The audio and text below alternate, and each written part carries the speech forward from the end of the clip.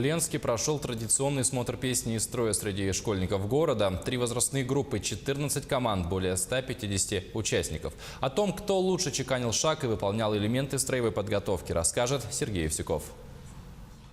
Гулкое эхо, громкий звук команд и печатного шага, от которого подрагивал пол и слух. Типичные признаки марша. Наверное, дрожали и стекла от командного многоголосового пения мальчишек и девчонок.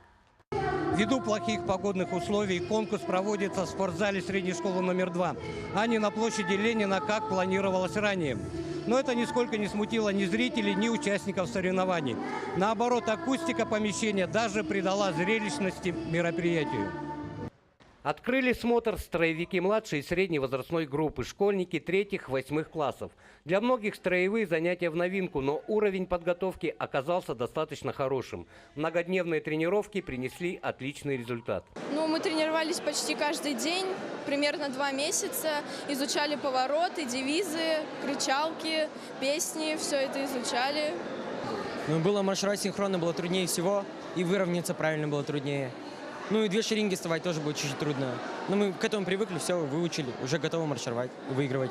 За выступлением своих чад, демонстрацией различных элементов строевой подготовки с умилением и, конечно, восторгом наблюдали родители. Некоторые даже принимали косвенное участие в мероприятии. Очень волнительно все, очень переживательно за детей, за своих. Конечно, успехом их радуемся.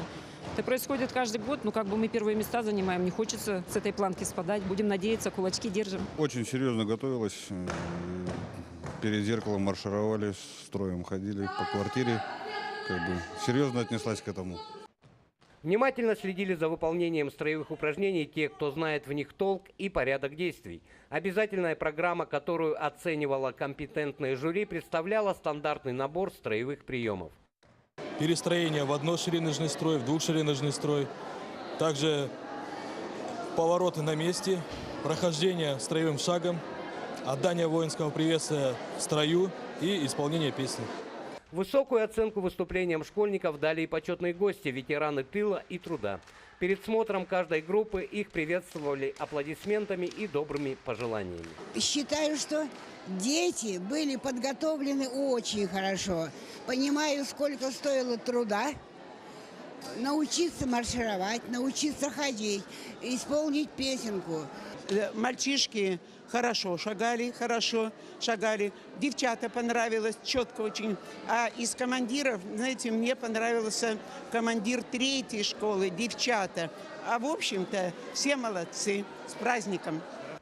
В итоге 2-часовой маршевой чеканки шага определены победители. Все участники награждены соответствующими заслуженным местам призами и почетными грамотами.